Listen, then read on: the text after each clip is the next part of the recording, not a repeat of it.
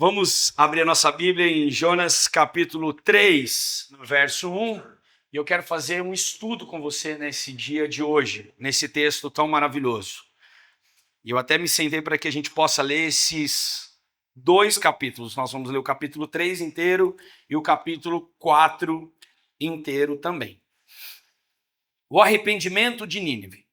A palavra do Senhor veio a Jonas pela segunda vez. Diga comigo, segunda vez. Com esta ordem, vá para a grande cidade de Nínive, pregue contra ela a mensagem que eu lhe darei. Jonas obedeceu à palavra do Senhor e foi para Nínive. Era uma cidade muito grande, sendo necessário 3 dias para percorrê-la. Jonas entrou na cidade e percorreu durante um dia. Diga comigo, um dia. Proclamando, daqui a 40 dias... Nínive será destruída. Os ninivitas creram em Deus, proclamaram um jejum e todos eles, do maior ao menor, vestiram-se de pano de saco. Enquanto as notícias chegaram ao rei de Nínive, ele se levantou do trono, tirou o manto real e se vestiu de pano de saco e sentou-se sobre cinzas. Então veio uma proclamação em Nínive. Por decreto do rei e dos seus nobres, não é permitido nenhum homem, animal, bois ou ovelhas provar coisa alguma. Não comam, não bebam. Cubram-se de pano de saco, homens, animais e todos que clamam a Deus com todas as suas forças. Deixem os maus caminhos e violência. Talvez Deus se arrependa e abandone a sua ira e não sejamos destruídos. Tendo em vista o que eles fizeram e como abandonaram os maus caminhos, Deus arrependeu-se e não os destruiu como tinha ameaçado. Capítulo 4. Jonas, porém, ficou profundamente descontente com isso e enfureceu-se. Ele orou ao Senhor: Senhor, não foi isso que eu disse quando ainda estava em casa? Foi por isso que eu me apressei em fugir para Tarsis. Eu sabia que tu és Deus misericordioso e compassivo, muito paciente e cheio de amor, e que promete te castigar, mas depois te arrependes. Agora, Senhor, tira minha vida. Eu imploro, porque para mim é melhor morrer do que viver. O Senhor respondeu: você tem alguma razão para essa fúria?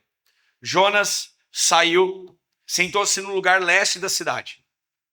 Ali construiu para si um abrigo, sentou-se sobre a sombra e esperou para ver o que aconteceria com a cidade. Então o Senhor Deus cresceu uma planta sobre Jonas para dar sombra à sua cabeça, livrá-lo do calor, o que deu grande alegria a Jonas. Mas na madrugada do dia seguinte, Deus mandou uma lagarta atacar a planta e secou-se. Ao nascer do sol, Deus trouxe um vento oriental muito quente. O sol bateu na cabeça de Jonas, ao ponto dele quase desmaiar. Com isso, ele desejou morrer e disse: para mim seria melhor morrer do que viver. Mas Deus disse a Jonas: você tem alguma razão para estar tão furioso por causa da planta? Respondeu ele: sim, tenho. Estou furioso ao ponto de querer morrer. Mas o Senhor lhe disse: você tem pena dessa planta, embora não tenha apodado, nem a tenha feito crescer. Ela nasceu num dia e numa noite morreu.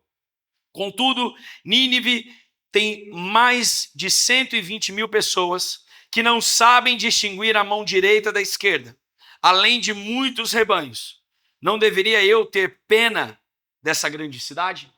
Feche seus olhos, vamos orar nesse momento. Pai, nós te agradecemos por essa noite. Nós te agradecemos, Pai, pela tua palavra que é boa e eficaz. Fale ao nosso coração, Jesus. Fale dentro de nós. E que nessa noite, Pai, nós possamos te adorar em espírito e em verdade. Senhor, toma cada um das pessoas que está aqui nessa noite, para que elas possam sentir a tua palavra e sejam tocadas, Deus, por aquilo que o Senhor quer falar no mais íntimo de cada um. Nós te agradecemos nessa noite, em nome de Jesus. E toda a igreja diz, amém. Deus abençoe. Vamos aplaudir, pessoal, a Jesus Cristo, amém? Aleluia. Irmãos, quantos trouxeram a sua Bíblia de papel nessa noite, amém? Levanta aí, glória a Deus. Estou falando porque o Jones, levanta a sua Bíblia aí, Jones. Olha o tamanho da Bíblia do Jones. Mandei hoje lá no grupo, falei, gente, compra uma Bíblia. Abri uma livraria aqui na cidade que vende excelentes Bíblias, livros. E o Jones foi lá rapidinho, comprou uma Bíblia. E quão bom é nós estarmos com a nossa espada. Compreendemos a palavra de Deus. E sabemos que a palavra de Deus é boa e eficaz. Eu queria hoje falar sobre a graça que escandaliza. Eu quero rapidamente pincelar essa história de Jonas, para que você que não conhece, você possa conhecer. Jonas era um grande profeta, e ele ouve a voz de Deus, e Deus fala para ele ir até a cidade de Nínive e pregar a palavra do Senhor. Só que Jonas, temendo a Deus e querendo se desviar do percurso, ele vai até a cidade de Tarsas. Ele entra como um forasteiro em um navio, e esse navio, conforme começa a percorrer por todo o mar, vem uma tempestade e começa a abalar a estrutura daquele navio. Então Jonas, vendo que aquela tempestade que estava acontecendo no navio era exatamente por conta da sua desobediência a Deus, ele chega para os marinheiros e diz assim, ó, essa tempestade que está acontecendo é por minha causa, porque eu desobedeci a Deus. Então, eu vou fazer o seguinte, para que vocês não morram e não aconteça algo mais trágico, então eu vou me lançar ao mar. Então Jonas se lança ao mar e a Bíblia nos fala que um grande peixe engoliu a Jonas. Jonas permaneceu na barriga daquele grande peixe durante 3 dias. E durante 3 dias a Bíblia fala no capítulo 2 que Jonas começa a clamar ao Senhor, dizendo a Deus que ele se lembrava da mensagem e que Deus pudesse ter misericórdia da sua vida. Nos capítulos 3, então, a gente começa a entender que Jonas é cuspido para fora daquele peixe. Ele se arrepende e agora ele entende a segunda chamada de Deus. Ele entende novamente o que Deus está ordenando. Então ele resolve executar. Então Jonas vai para uma cidade chamada Nínive, onde habitavam mais ou menos 120 mil pessoas. E a Bíblia nos fala que a cidade era tão grande que era necessário 3 dias para percorrê-la inteira. Só que quando Jonas entra na cidade e começa a declarar, se arrependam dos seus maus caminhos, porque o Senhor irá julgar a cada um de vocês se caso vocês não se arrependerem. O Senhor irá destruir essa cidade se caso vocês não se arrependerem. E a Bíblia, o que ela nos diz? Que foi necessário 3 dias para aquela cidade se arrepender? Não.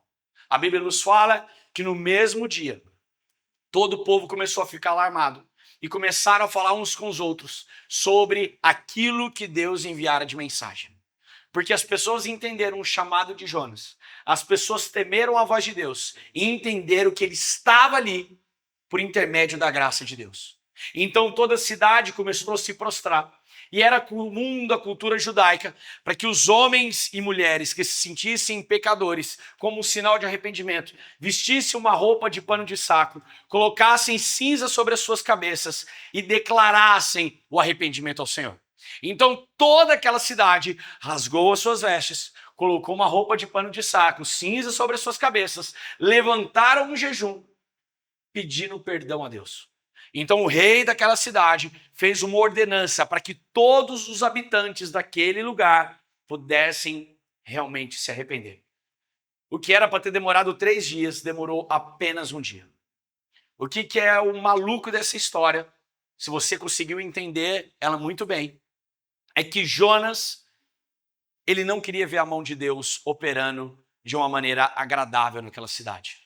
Jonas foi ali porque ele queria ver fogo, ele queria ver sangue, e ele estava esperando que aquela cidade fosse destruída. o grande então dessa mensagem que nós podemos ver é que aquele que recebeu misericórdia e graça queria ver punição sobre a vida daquelas pessoas. A história de Jonas não é apenas sobre um profeta fujão e uma cidade que persevera. É um espelho para os nossos preconceitos, orgulho e incapacidade de entender a profundidade da graça de Deus. Existe um grande teólogo, eu queria que você acompanhasse comigo, chamado Philip Yancey, que diz: a graça significa que não há nada que possamos fazer para Deus nos amar e nada que possamos fazer para que Ele nos ame menos. O amor de Deus sobre a nossa vida é grande. O amor de Deus na nossa vida é incomparável. O que é graça, casa? Eu já ensinei isso várias vezes aqui. O que é graça? Um favor que eu não mereço. Eu não mereço isso, mas o Senhor fez por mim. Eu não sei você, mas eu não me acho merecedor da graça de Deus. Eu não me acho merecedor da morte de cruz de Jesus, mas mesmo assim, Ele fez por mim. O que a graça escandaliza? Número 1, a graça de Deus é um ato soberano, não uma recompensa. É um ato soberano e não uma recompensa. A graça de Deus sobre a nossa vida nos dá uma nova oportunidade, meu irmão. Aquele que antes era um pecador, aquele que antes era um mentiroso, aquele que antes era um adúltero, agora não é mais. Você está tendo uma oportunidade. Uma oportunidade que não é apenas aos domingos. Uma oportunidade que é todos os dias da semana sobre a sua vida. Amém? Quantos creem nisso? Jonas, capítulo 3, o verso 1 diz que a palavra do Senhor veio a Jonas pela segunda vez. Jonas, ele foi chamado de novo. Deus não o descarta, mesmo após a sua fuga. Deus não tira o chamado de profeta sobre a vida de Jonas, mesmo ele sendo um cara errado. E quantas vezes nós olhamos para nós mesmos e não nos achamos... Cara, eu estou falando de mim mesmo. Quantas vezes eu vou subir aqui esse palco e eu falo: Deus, eu não mereço subir. Talvez se houvesse ainda o Santíssimo Lugar, como no Velho Testamento, a gente subiria, pegaria fogo ao mesmo tempo. Mas a graça de Jesus Cristo me perdoa, me limpa, para que eu possa ministrar a palavra de Deus a todas as pessoas. Ontem nós começamos uma série de desafios com os nossos adolescentes. A gente estava brincando, a gente estava dando risada ali e tal, e aí eu falei, depois do culto, falei: vamos todo mundo pro Japão ali? Não, o Japão é o país, gente. Não é logo ali. Vamos pro cachorro-quente do Japão. Nós fomos pro cachorro-quente do Japão, começamos a brincar, dar risada. Aí eu tive esse lá de Deus, falei assim: cara, vou lançar um desafio para esses adolescentes. Cada semana eles vão ter que fazer algo diferente. Aí a primeira desafiada foi a Clara, que está ali na luz. Aí eu falei: Clara, eu desafio você a entrar no cachorro-quente do Japão e orar por geral ali dentro. Você vai orar por todo mundo. Aí ela falou assim: em voz alta? Em voz alta, claro. Por todo mundo? Eu falei: por todo mundo. Aí eu achei engraçado que ela perguntou assim: Lucas, você quer que eu vou colocar na mão na cabeça de cada um ou eu posso orar por todos uma vez? Eu fiquei imaginando a Clara chegando no chapeiro: deixa eu colocar a mão na sua cabeça. O cara do caixa. Eu falei: não, Clara, você pode chegar e orar por todo mundo. Aí a Clara topou o desafio. A Clara entrou, então eu falei: eu não vou deixar ela sozinha. Chamei todos os adolescentes, eles entraram e nós fizemos uma oração para aquele lugar. Pode parecer simples para muitos, mas é um grande desafio. Porque naquela noite, ontem à noite, a graça de Deus entrou naquele lugar. Talvez muitos ali não merecessem essa oração, mas receberam. Porque nós entendemos que a graça é um favor imerecido. A segunda chance não é fruto de um mérito de Jonas, mas da misericórdia divina.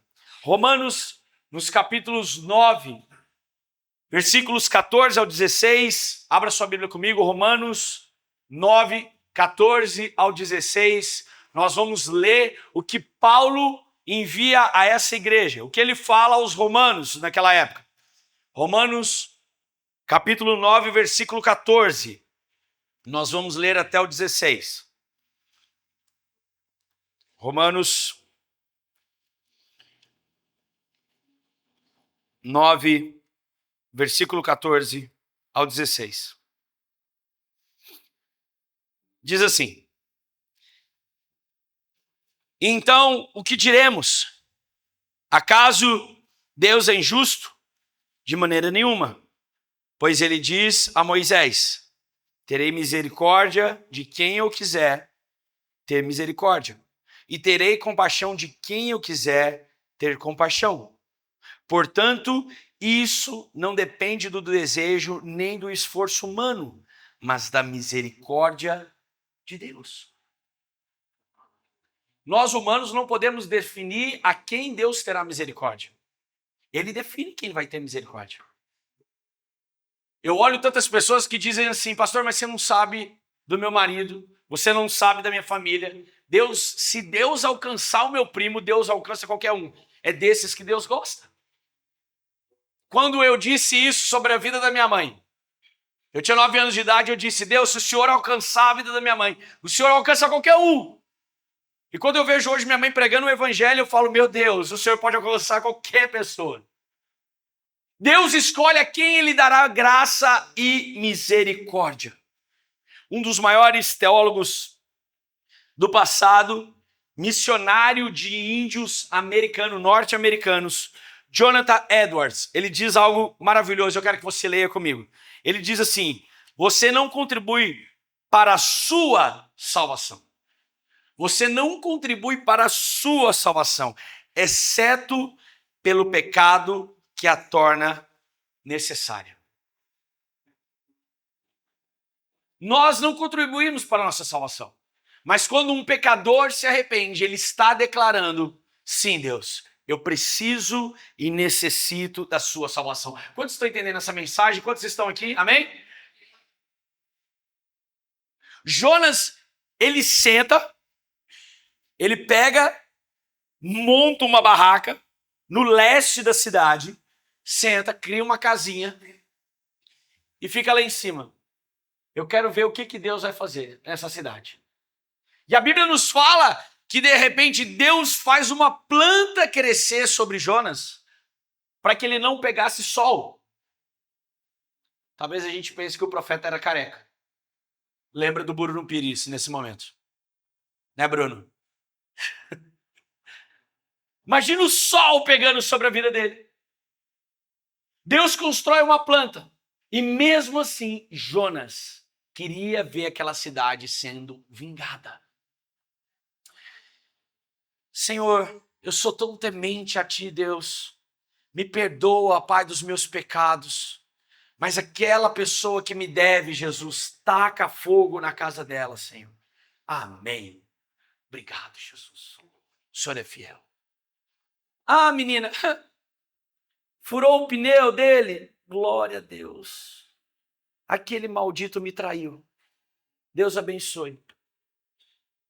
Como nós desejamos a miséria para as pessoas. Nos esquecemos da oração do Pai Nosso, dizendo: perdoa as nossas dívidas assim como nós perdoamos os nossos devedores. Como nós queremos que a graça seja para nós, mas não queremos que a graça seja para outra pessoa. Queremos ser portadores da graça e da misericórdia, mas não queremos ter misericórdia com o nosso próximo.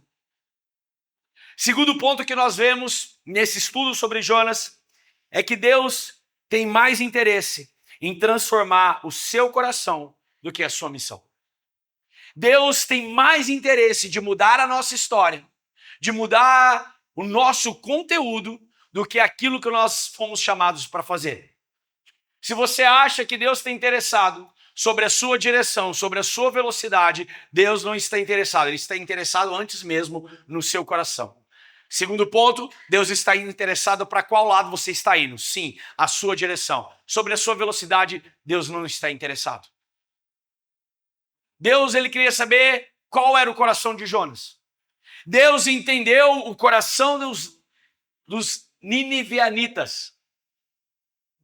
Deus entendeu o que eles tinham sobre a vida deles. E eles tinham temor. Eles quiseram uma mudança. Ah, pastor, mas uma mudança muito rápida. Foi tudo muito rápido. Eu imagino o Jonas falando assim, calma, eu esperava chegar 3 dias, 4. Esse povo tá chorando, andando de joelhos, subindo escadaria, voltando, acendendo vela, virando de cabeça para baixo, sabe, batendo um chicotinho nas costas. Eu estava esperando isso. E eles simplesmente falaram, sim, nós vamos nos arrepender hoje e vamos seguir um caminho diferente. Ah, mas não é possível, assim tão rápido. Eu não acredito que você foi transformado. É o que eu mais ouço entre os casais casados. Ah, ele está frequentando a igreja. Ah, eu não acredito na transformação dele. Não acredito. Ah, pastor, nossa, ele já me fez muito mal. Eu não acredito na transformação dele. Ah, eu não acredito na transformação dela. Não. Essa mulher, isso não prestava nada. E transformou assim. Foi num domingo, levantou a mão, aceitou Jesus e teve a vida transformada. Do nada, rápido, desse jeito. Não acredito. Mas eu fui transformado. Tenho 10 anos de igreja, batizado nas águas e no fogo. Aleluia. Fala em línguas. Suricanta. Mas ele, fuma até hoje, pastor, escondido. A graça sobre ele jamais. Fazemos o papel do julgador. Fazemos o papel de não ver a misericórdia de Deus.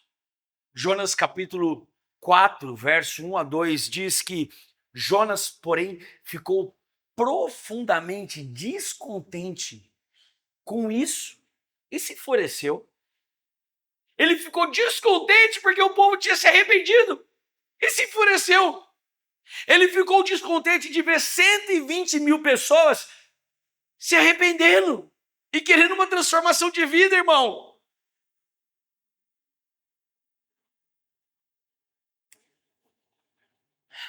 Existe uma frase que eu disse hoje pela manhã aos voluntários, e talvez muitos não concordem com a minha frase. Mas existe uma frase, um bordão que muitos usam, que diz que bandido bom é bandido morto. Mas será que nós cristãos deveríamos pensar dessa forma? Será que bandido bom não seria um que não vai ser mais bandido, transformado e liberto pelo sangue de Jesus? Que Deus está dando uma nova oportunidade para ele. Foi preso e agora ele pode se arrepender, talvez, dos seus maus caminhos e ter sua vida transformada. Eu lembro de uma história que meu pai me contava, maravilhosa. Tinha um irmão na nossa igreja em Piracicaba, eu era criança, e ele já tinha sido preso. E ele tinha umas tatuagens no pescoço, na cara, bem de mafioso. Então ele tinha se arrependido na cadeia, tinha saído com a vida transformada. Agora ele era um novo homem. Ele era o cara que fechava a igreja. O pastor deixou a chave com ele e ele guardava, fechava toda a igreja. Essa igreja que meu pai frequentava na cidade de Piracicaba era tipo uma fazendinha, quase do lado de fora da cidade. Não era uma clínica de recuperação, era uma igreja mesmo. E aí, um dia esse irmão trancou a igreja, passou a chave, e tinha sido uma vigília. Era mais ou menos 1h da manhã. Mais tarde, talvez, e estava chovendo. Chovendo muito forte. E esse irmão morava lá, logo ali perto da igreja. E ele saiu com o seu agasalho de capuz, trancou a igreja, estava caminhando pelas ruas de Piracicaba, mãozinha no bolso, e a chuva caindo. E chegou um cara e falou assim, ei, passa o dinheiro. Passa tudo que você tem. E ele estava de costas. Com a Bíblia quietinho. Ele disse, eu poderia até te passar o meu dinheiro, mas eu não sou desse mundo. Eu poderia te entregar tudo que eu tenho, mas eu não pertenço a esse universo.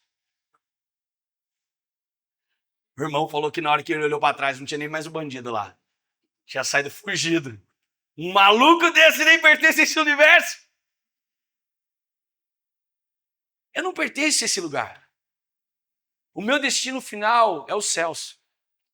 E quando eu penso nisso, que o meu destino final é os céus, eu penso que esse mundo é perecível, que esse mundo tudo vai acabar, esse banquinho vai acabar, isso aqui vai acabar, isso aqui vai acabar, a palavra de Deus permanecerá, mas as folhas irão se acabar, a minha matéria irá se acabar.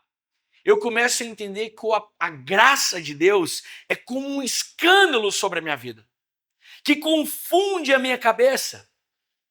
A graça do Senhor. Jonas, ele pregou, mas não compreendeu a graça. E qual história, igreja, preste atenção aqui em mim, qual história nós vemos alguém que se arrepende, volta para casa e o irmão mais velho fica indignado pelo arrependimento? O filho pródigo. Lembra da história do filho pródigo?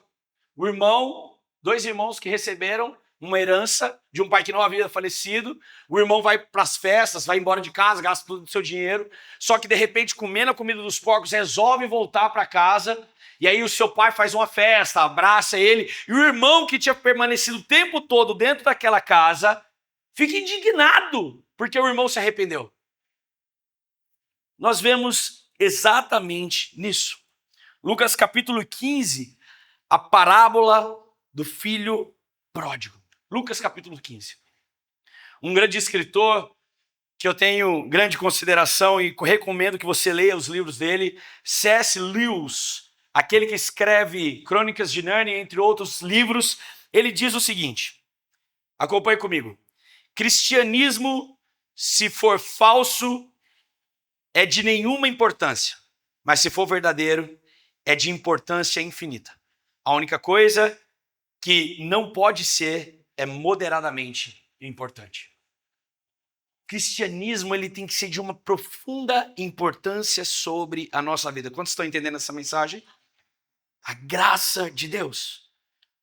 Terceiro tópico que eu quero falar sobre Jonas. Deus confronta nossa piedade egoísta. Jonas capítulo 4, versículos 5 ao 11, diz: você não tem pena dessa planta. Você teve pena dessa planta, mas você não teve pena dessa cidade. Deus fez crescer uma planta sobre a cabeça de Jonas e destruiu com uma lagarta. Então Jonas fica profundamente indignado porque aquela lagarta havia comido toda aquela planta. Ele fica enfurecido com aquilo. E Deus fala: você ficou bravo? Fiquei. E você acha que foi com razão? Fiquei. Mas Jonas, você não plantou, você não podou essa árvore. E mesmo assim você tem compaixão dela? Agora nós estamos falando de uma cidade de 120 mil pessoas. Olha aqui que o versículo final, acompanhe comigo, por favor, isso para mim é maravilhoso. O livro de Jonas termina com uma pergunta de Deus a Jonas. Capítulo 4, versículo 11. Contudo, Nínive tem mais de 120 mil pessoas que não sabem nem distinguir a mão direita da mão esquerda. Pessoas que não entendem da palavra, pessoas que não conhecem, pessoas que não têm sabedoria. Eu não deveria ter mais misericórdia desse povo? Mateus capítulo 23, verso 23. Olha o que Jesus está dizendo, inclusive a respeito desse texto, acompanhe comigo. Mateus 23, 23. Diz assim: ai de vocês, mestres da lei e fariseus hipócritas, vocês dão dízimo da hortelã, do endro e do cominho, mas têm negligenciado os preceitos mais importantes da lei, a justiça e a misericórdia e a fidelidade, mas devem praticar essas coisas sem negligenciar aquelas. E é interessante que, se a gente for continuar lendo esse texto, eu quero que você abra comigo, Mateus capítulo 12, no verso 41, abra sua Bíblia comigo, 12, 41. Olha o que Jesus diz aos fariseus. O título inicial no versículo 38, no capítulo 12, é o sinal de Jonas. Versículo 41 diz assim: os homens de Nínive se levantaram no juízo com essa geração e a condenarão, pois eles se arrependeram com a pregação de Jonas. E agora está aqui o que é maior do que Jonas.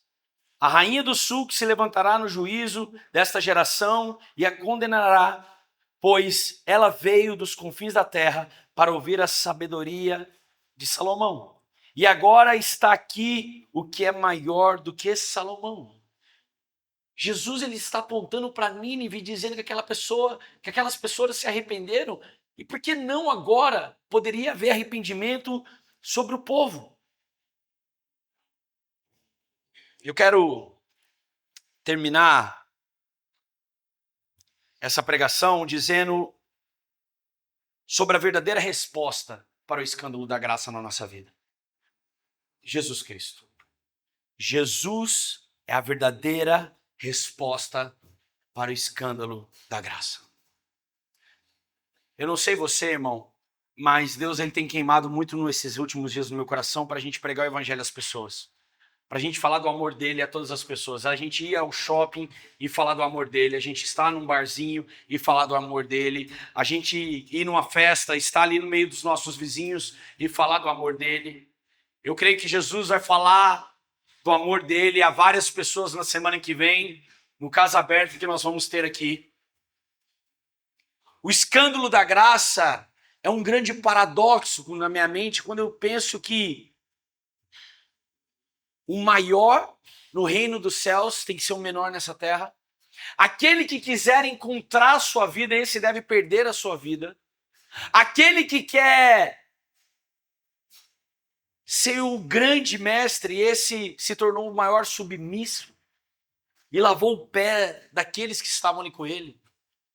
Jesus Cristo, ele se torna o novo Jonas no Novo Testamento, perdoando as pessoas, mostrando a graça e misericórdia. Aquilo que nós vimos nesse livro, onde as pessoas não deveriam receber misericórdia e graça, Jesus diz para você, sim, você é perdoado, meu irmão. Você é liberto, você é curado. Agora sai por aí e ore pelas pessoas para que elas também sejam perdoadas e curadas. O escândalo da graça é eu entender que Jesus, ele vence os 3 dias na barriga da morte e cumpre o seu papel tomando a chave do inferno e trazendo salvação para a minha vida. Meu irmão, a graça, um favor imerecido. Você não merecia, mas Deus está te dando nessa noite. Se você não consegue compreender, se você dormiu essa pregação inteira, meu irmão, eu não sei mais. A Bíblia nos fala que existe só apenas um pecado que não é perdoado. Todos os pecados são perdoados. É o pecado da blasfêmia contra o Espírito Santo de Deus. Sabe o que a Bíblia está dizendo com essa blasfêmia contra o Espírito Santo de Deus? Dizendo que no Antigo Testamento, Deus mandou todos os sinais através dos 10 mandamentos para que a humanidade fosse perdoada. No Novo Testamento, Deus mandou Jesus Cristo para que os nossos pecados fossem perdoados. Se mesmo assim você não se arrependeu e não quis a salvação, existe ainda o Espírito Santo. E se você pecar contra ele, meu amigo, agora não tem mais volta. Essa noite talvez não seria legal a gente se arrepender. Não seria legal se você já se arrependeu e você diz, pastor, eu já me arrependi. Amém, amém. Mas não seria legal talvez agora, nessa noite, a gente orar por alguém que você acha que não merece perdão? Será que talvez não seria ideal essa noite você orar por alguém que você acha que não vai encontrar Jesus? E que não quer saber de Deus? E que não quer saber dos caminhos dele?